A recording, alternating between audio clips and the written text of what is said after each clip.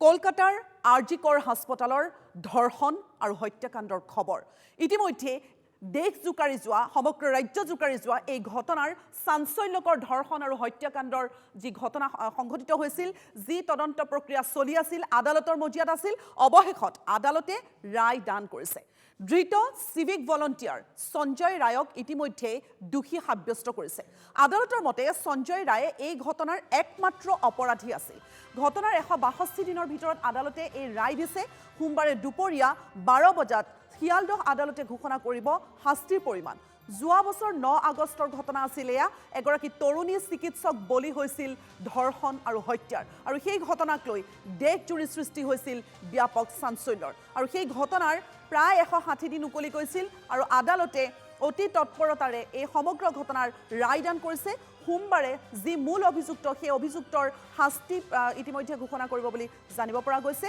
এক ঐতিহাসিক ৰায় বুলিয়ে ক'ব লাগিব ধৃত সিভিক ভলান্টিয়াৰৰ কি ধৰণৰ শাস্তি হ'ব বা কেনে ধৰণৰ শাস্তি হ'ব সেয়া সোমবাৰৰ দিনটোত অত্যন্ত বিশেষ দিন হিচাপে বিবেচিত হ'ব আমি ইতিমধ্যে আপোনালোকক কৈছোঁ যোৱা 9 আগষ্ট সমগ্ৰ দেশ জুকাৰি যোৱা এই চাঞ্চল্যকৰ হত্যাকাণ্ডৰ ঘটনাই দেখিবলৈ পোৱা গৈছিল প্ৰতিগৰাকীৰে অন্তৰ চুই গৈছিল অতি নৃশংসভাৱে অতি বৰ্বৰভাৱে কৰ্তব্যৰত অৱস্থাত সেই চিকিৎসকগৰাকীৰ মহিলা চিকিৎসকগৰাকীক বৰ্বৰোচিতভাৱে ধৰ্ষণ কৰি হত্যা কৰা হৈছিল আৰু যি ধৰণৰ হত্যাকাণ্ড সংঘটিত হৈছিল সেই হত্যাকাণ্ডৰ যিমানে তদন্ত প্ৰক্ৰিয়া আগবাঢ়িছিল সিমানেই সেই ঘটনাৰ কিমান গভীৰৰ পৰা গভীৰতালৈ সোমাই পৰিছিল সেয়া আমি আপোনালোকক জনাই গৈছিলোঁ আৰু প্ৰতিগৰাকীৰে মন মগজুত এক প্ৰকাৰ জোকাৰণিৰ সৃষ্টি কৰিছিল আৰু সেইগৰাকী চিকিৎসকক লৈ সেইগৰাকী চিকিৎসকৰ ন্যায়ৰ দাবীত কেৱল চিকিৎসক সমাজেই নহয় চিকিৎসা কৰ্মীসকলেই নহয় প্ৰতিগৰাকী মহিলা প্ৰতিগৰাকী যুৱতী প্ৰতিগৰাকী পুৰুষ বা প্ৰতিখন সমাজেই ওলাই আহিছিল আৰু দলে বলে প্ৰতিবাদ সাব্যস্ত কৰিছিল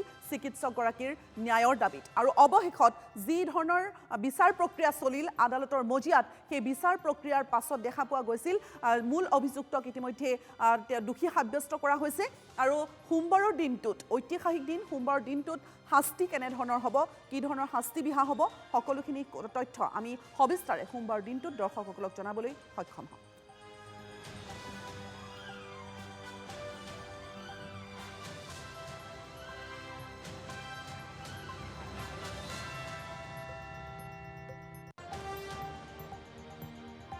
আৰু এই মুহূৰ্তত আমি দৃশ্যাংশ দেখুৱাইছোঁ দেশজুৰি প্ৰতিবাদ সাব্যস্ত কৰা হৈছিল সামগ্ৰিক ঘটনাৰ 162 দিনৰ ভিতৰত আদালতে যি ৰায় দিছে কিন্তু ৰায়ৰ পূৰ্বে দেখিবলৈ পোৱা গৈছিল আৰজিকৰ চিকিৎসালয়ত যি ঘটনা সংঘটিত হৈছিল সেই ঘটনাক লৈ দেশজুৰি সৃষ্টি হৈছিল ব্যাপক প্ৰতিবাদী কাৰ্যসূচী প্ৰতিগৰাকী মহিলা প্ৰতিগৰাকী পুৰুষ যুৱ সমাজ ওলাই আহিছিল নাৰী সমাজ ওলাই আহিছিল এই যি নিৰ্মম হত্যাকাণ্ড সংঘটিত হৈছিল ধৰ্ষণৰ পিছত যি হত্যাকাণ্ড সংঘটিত হৈছিল তাৰ বিৰুদ্ধে এনেধৰণে প্ৰতিবাদকাৰী ওলাই আহিছিল প্ৰতিবাদকাৰীৰ এটাই দাবী আছিল এইসকল নৰপিশাচক এনেধৰণৰ শাস্তি দিয়া হওক যি শাস্তিৰ পৰা কোনো লোকে এনে কাণ্ড দুনাই সংঘটিত কৰিবলৈ সাহস নাপাওক এনে কাণ্ড সংঘটিত কৰিবলৈ আগবাঢ়ি অহা প্ৰতিজন অপৰাধীৰ যাতে হাত কপি উঠক তাৰ বাবে আমি দৃশ্যাংশ এই মুহূৰ্তত দৰ্শকসকলক দেখুৱাইছোঁ দেশজুৰি তীব্ৰ প্ৰতিবাদ হৈছিল আৰু সকলোৱে আশা প্ৰকাশ কৰিছিল যে এই ধৰ্ষণ হত্যাকাণ্ডৰ মূল অভিযুক্তই শাস্তি পাব ইতিমধ্যে দোষী সাব্যস্ত কৰিছে আদালতে এই ধৰ্ষণ হত্যাকাণ্ডৰ মূল অভিযুক্তক আৰু ধৃত চিভিক ভলান্টিয়াৰ সঞ্জয় ৰায়ক ইতিমধ্যে দোষী সাব্যস্ত কৰিছে আদালতে সোমবাৰে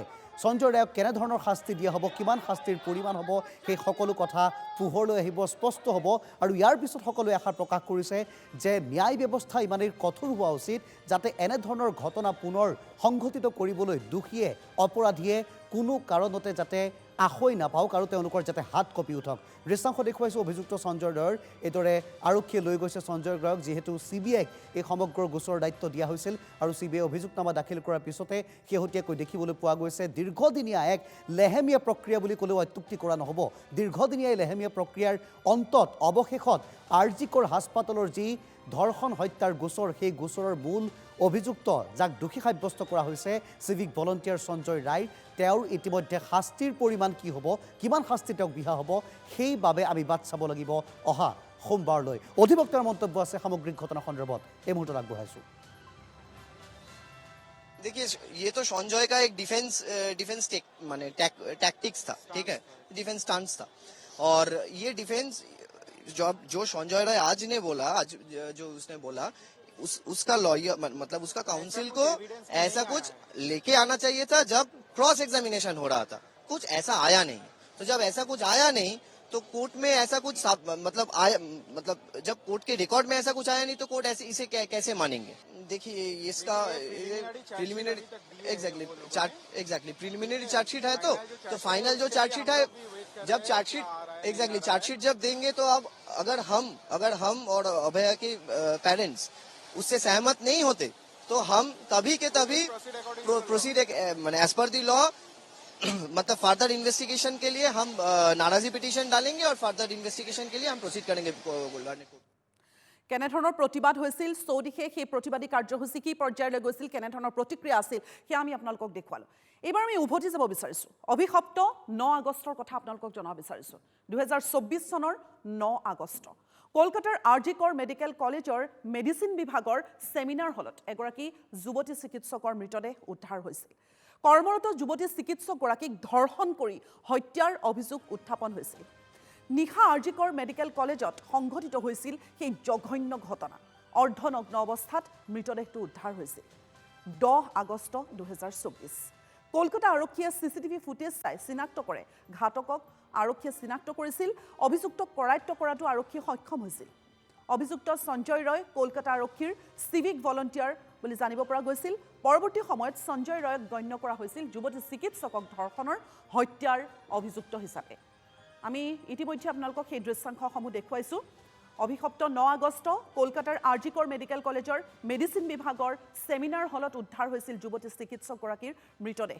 ইতিমধ্যে কলকাতা আৰক্ষীয়ে পিছৰ দিনটোত অৰ্থাৎ 10 আগষ্টত চিচিটিভি ফুটেজ চাইছিল আৰু সেই ফুটেজত গম পাইছিল যে সেই অভিযুক্ত যুৱকজন চিভিক ভলণ্টিয়াৰ আছিল আৰু তেওঁ সেই সমগ্ৰ ধৰ্ষণ কাণ্ডৰ সৈতে জড়িত আছিল। 13 আগষ্ট ধৰ্ষণ হত্যাৰ CBIৰ তদন্ত বিচাৰি মৃত যুৱ চিকিৎসকগৰাকীৰ পিতৃ মাতৃৰ কলকাতা উচ্চ ন্যায়ালয়ত এখন তেওঁলোকে আবেদন দাখিল কৰিছিল। সেয়া আছিল 13 আগষ্ট 2024।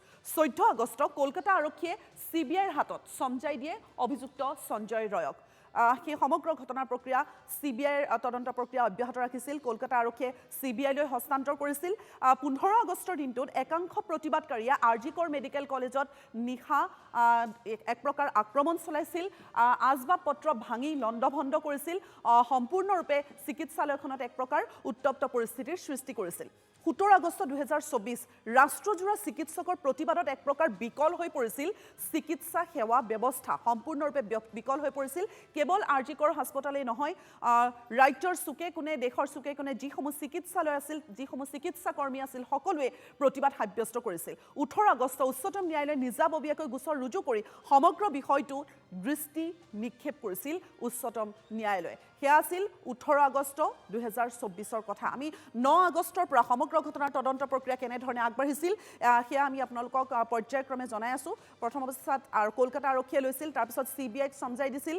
প্ৰতিবাদকাৰীসকলে কেনেধৰণে প্ৰতিবাদ সাব্যস্ত কৰিছিল, নিজৰ কাম বন্ধ কৰি, নিজৰ কৰ্তব্য তেওঁলোকে বন্ধ কৰি এক প্ৰকাৰ প্ৰতিবাদ সাব্যস্ত কৰিছিল। সকলোৱে এইগৰাকী মহিলা চিকিৎসকৰ ন্যায়ৰ দাবীত ৰাজপথলৈ ওলাই আহিছিল।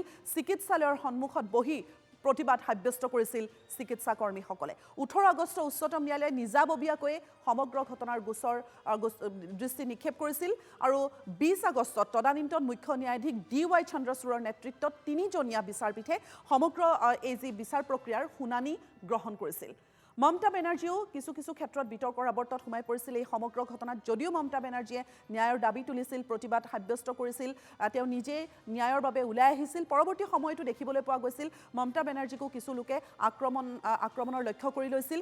মমতা বেনাৰ্জীৰ চৰকাৰ আৰু কলকাতা আৰক্ষীৰ ভূমিকাটো এক প্ৰকাৰ সকলোৱে সমালোচনা কৰিবলৈ ধৰিছিল। স্বাস্থ্যকৰ্মীৰ নিৰাপত্তা সুনিশ্চিত কৰাৰ বাবে 10জনীয়া এখন সমিতিও গঠন কৰি দিয়া হৈছিল।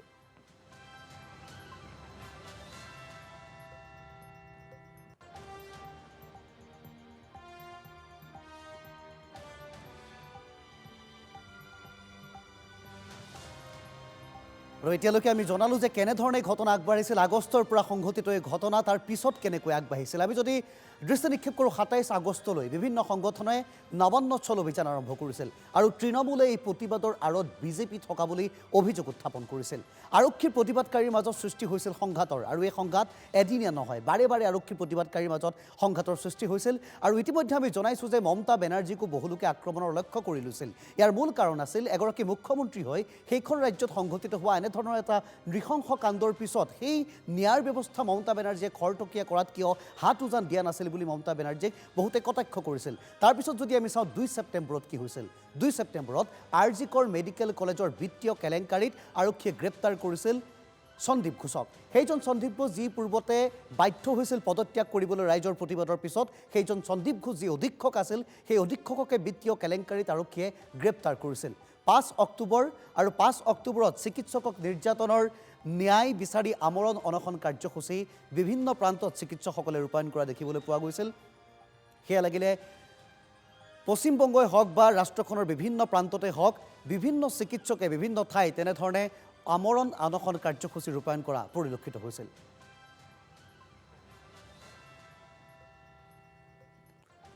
আৰু সেই প্ৰতিবাদৰ পিছতে দেখিবলৈ পোৱা গৈছিল ন্যায় ব্যৱস্থা অধিক খৰতকীয়া হৈছিল। CBI ইতিমধ্যে সেই সামগ্ৰিক ঘটনাৰ বিৰুদ্ধে অভিযান চলায়। যি মূল অভিযুক্ত আছে সেই অভিযুক্ত এই ঘটনাৰে জড়িত হয় নে নহয় সেই ঘটনাক লৈ সকলো ধৰণৰ পুংখানুপুংখভাৱে তদন্ত আগবঢ়াই নিছিল CBI। আমি প্ৰতিটো মুহূৰ্তৰ প্ৰতিটো তাৰিখৰ ঘটনা আমি দৰ্শকসকলক এই মুহূৰ্তত জনাই গৈছোঁ। আৰু শেহতীয়াকৈ আমি যি জনাইছোঁ ৰাজ্যখনৰ ভিন্ন প্ৰান্তৰ লগতে দেশৰো ভিন্ন প্ৰান্তত চিকিৎসকসকলে প্ৰতিবাদ অব্যাহত ৰাখিছিল। সকলোৰে দাবী এটাই আছিল, দেশৰ যুৱতী মহিলাক সুৰক্ষা দিব লাগে। এনেধৰণৰ নৃশংস কাণ্ড সংঘটিত কৰা অপৰাধীসকলক অতি সোনকালে নাকি লগাব লাগে। আৰু তেনেকৈ দেখিবলৈ পোৱা গৈছিল ইটোৰ পিছত সিটো নতুন নতুন আপডেটছ এই ঘটনাক লৈ আহিছিল। আমি ইতিমধ্যে প্ৰতিটো আপডেটছ দৰ্শকসকলক জনাই আছোঁ।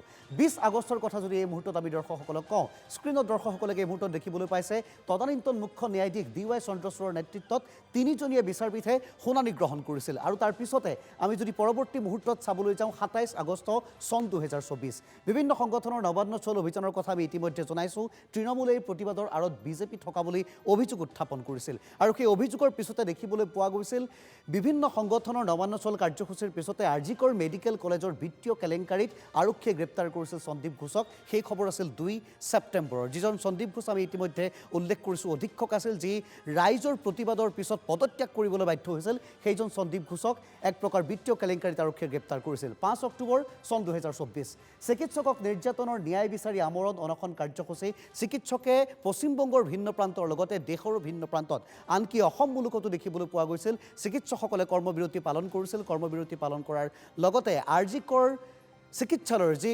হত্যাকাণ্ড সংঘটিত হৈছিল ধৰ্ষণ হত্যাকাণ্ডৰ, সেই হত্যাকাণ্ডৰ উচিত ন্যায় তেওঁলোকে বিচাৰিছিল। আৰু 7 অক্টোবৰ চন 2024 যুৱতী চিকিৎসকৰ ধৰ্ষণৰ হত্যাত অভিযুক্ত সঞ্জয় ৰায়ৰ বিৰুদ্ধে CBIৰ অভিযোগনামা দাখিল। আৰু তাৰ পিছতে দেখিবলৈ পোৱা গৈছিল সামগ্ৰিক ঘটনা অভিযুক্ত সঞ্জয় ৰায়ৰ বিৰুদ্ধে ইতিমধ্যে CBI আগবঢ়াই নিছিল। আৰু তাৰ পিছত লাহে লাহে এধাপ এধাপকৈ আজিৰ সময় পাইছিলহি। আৰু যুৱতী চিকিৎসকৰ ধৰ্ষণ হত্যাত অভিযুক্ত সঞ্জয় ৰায়ৰ বিৰুদ্ধে CBI অভিযোগনামা দাখিল কৰাৰ পিছৰ খবৰ 24 অক্টোবৰৰ। মমতা বেনাৰ্জীৰে হোৱা বৈঠকৰ পিছত পুনৰ চিকিৎসকৰ আমৰণ অনশন। আৰু 13 ডিচেম্বৰৰ কথা যদি আমি দৰ্শকসকলক ক'বলৈ যাওঁ, 24 অক্টোবৰৰ পিছতে মমতা বেনাৰ্জীৰে হোৱা বৈঠক যি অনুষ্ঠিত হৈছিল চিকিৎসকৰ আমৰণ অনশন পুনৰ দেখিবলৈ পোৱা গৈছিল। অৰ্থাৎ প্ৰতিবাদৰ জোৱাৰ অতিকৈ বেছি হোৱা দেখিবলৈ পোৱা গৈছিল। আৰু তাৰ পিছৰ খবৰ যদি আমি আপডেটছ দৰ্শকসকলক দিওঁ, সেয়া আছিল 13 ডিচেম্বৰ 2024 শেষৰ ফালে সন্দীপ ঘোষ আৰু অভিজিৎ মণ্ডলৰ কলকাতাৰ এখন আদালতে জামিন মঞ্জুৰ কৰা দেখিবলৈ পোৱা গৈছিল। যি বিত্তীয় কেলেংকাৰী অভিযোগত সন্দীপ ঘোষক গ্ৰেপ্তাৰ কৰা হৈছিল আৰু সন্দীপ ঘোষৰ লগতে অভিজিৎ মণ্ডলক কলকাতাৰ এখন বিশেষ আদালতে জামিন দিছিল। তাৰপিছত 9 জানুৱাৰী চন 2025 অৰ্থাৎ এই বৰ্ষটোৰ প্ৰথম ভাগত আদালতে দোষী সাব্যস্ত কৰে অভিযুক্ত সঞ্জয় ৰায়ক। আৰু এই সমগ্ৰ ঘটনাৰ শেহতীয়া খবৰ এয়াই, এনেধৰণে অভিযুক্তক ইতিমধ্যে দোষী সাব্যস্ত কৰিছে। গতিকে অহা সোমবাৰলৈ সকলোৱে বাট চাব লাগিব সোমবাৰে কেনেধৰণৰ শাস্তি বিহা হ'ব সঞ্জয় ৰায়ক আৰু কেনেধৰণৰ শাস্তিৰ পৰিমাণ হ'ব সঞ্জয় ৰায়ৰ এই নৃশংস ধৰ্ষণ আৰু হত্যাৰ গোচৰত, তাৰ বাবে বাট চাব লাগিব ৰাইজে।